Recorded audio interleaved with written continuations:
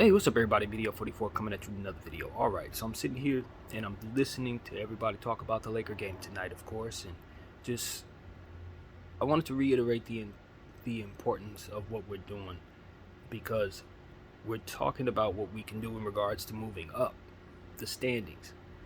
Must win in order to get into the 6th seed or remain in the play-in tournament. But what we got to understand very clearly is that we are literally 2 games out of falling out of the play-in tournament. This ain't just about getting the 6th seed, hopefully, or staying in the play-in tournament. Nah, there's no bottom to this thing. If you lose 2 or 3 games, you might be on 11th, 12th place. That's the reality of our situation. We don't have to make the play-in tournament. It don't have to work. That don't have to work out for us. So that's the urgency for the franchise today. When we go into this game, it's not only about what can happen if we win, how successful we can be, but how bad things can be if we lose, and how unsuccessful we will be if that's the case. So the intention here today is to go into Minnesota and not make some of the same mistakes we made against Chicago. We want to not find ourselves in situations where we're turning the ball over. We want to make sure we're hitting free throws. We want to make sure that we take care of the offensive glass, since we know for a fact that they got the size to do what they need to do on that area of the floor. We need to make sure that we offset that with things that we can take care of. So the free ones must be, made. We got to make our free throws. In a game like this tonight, we got to guard the perimeter. You don't know who's going to get hot. You don't know who's cold. You don't know nothing but the fact that this is a feisty Minnesota team that is wounded. They just lost their Naz Reid piece, and that is something that can leave us in a situation where whatever it was we were planning for the past couple weeks in regards to this team could be kind of up in the air at this point. So that's the only thing about having preconceived rotations and things like that.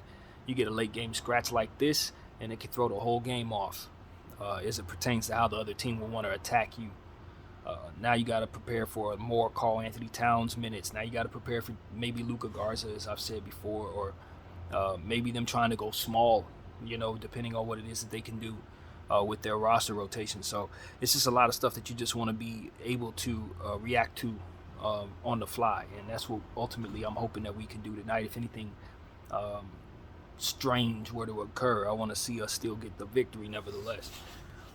So that's really what it is, man. The urgency is to not lose, not just to win, but to definitely not lose, because at the end of the day, we can lose this game, the Rockets game, the Houston and the Utah game, and find ourselves where Utah is, basically. It can happen that fast. And with teams like New Orleans playing well, obviously this Minnesota team playing well, if they were to get this game today, getting the tiebreaker on us, all of that is unnecessary if we take care of our business. So, one thing that we must say is, we want to make sure that everybody's on the string. We don't want no mistakes. Obviously, we want to just consider Vanderbilt, and how important he'll be coming back to Minnesota tonight. I think this is a big game for him, just in general. Same thing with D'Lo. I think these are big games for those old Minnesota guys. So hopefully they can come in and, depending on if Beasley gets minutes, if he's available tonight, determine on whether or not he'll be able to put up a fight against his old squad too. But just ultimately, we're in a must-win situation.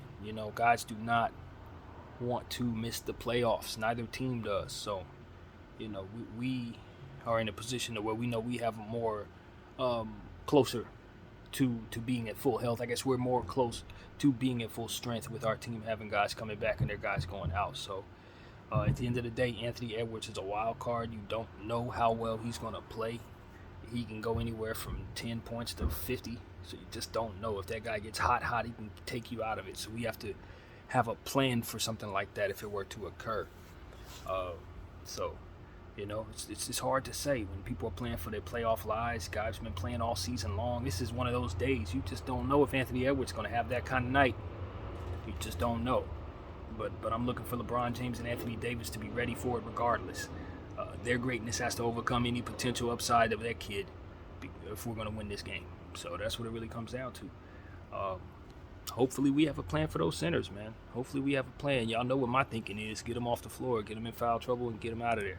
But I don't know. You know what I mean? My suggestion was to try to find a way to get D'Lo sealed off and and all of these different things to try to get D'Lo to pull Gobert out of the paint. But I guess that'll be just a much easier way for Anthony Davis to do that. Of course, as I've been thinking about it, it's probably harder to get that type of thing going without certain types of screens that I don't know if we're even going to be setting up to have happen. But I've seen so many times where players like Fox and Harden are able to get centers out into the three-point line and dance on them and pass off of them or drive past them or shoot over them. I don't know, but those are the type of things I think we can kind of take advantage of, since Rudy Gobert doesn't really want to guard the perimeter at all. But if anybody, I mean any one of these guys can just pull him out of the paint, I think it'll open up our offensive opportunities a lot.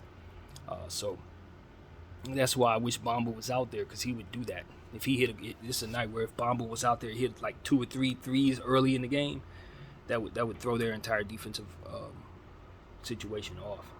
Now I know AD has been hitting his three as of late. In fact, he hit one in the corner against Chicago. So I don't know if he wants to continue to attempt those, how he feels about shooting those. But anything to get those centers out of the paint is what the Lakers need to be focused on tonight. And so that's where it is, man. Limit your turnovers, LA. If you don't, it's going to be a long, long night. We cannot afford to turn the ball over too many times against this team. They're going to get out in the fast break, and they're going to make us pay for it. I promise you that. So we cannot take them lightly in any way, shape, or form. It's 1 o'clock in the afternoon, and I haven't seen a center. I don't see a center on this team. They did not hire one for this particular game. So, we're just going to go in what we got. I don't know what the holdup is. I don't know what they think, is possible. But you are definitely going to lose if you find yourself without Anthony Davis in this game. If for some reason he goes down with some type of rolled ankle or foul trouble that you can't overcome, it's going to be a layup line. It's going to be easy buckets and dunks for those centers. So this is one of those times where I say, I don't know what LA thinks this is when they don't prepare in this way.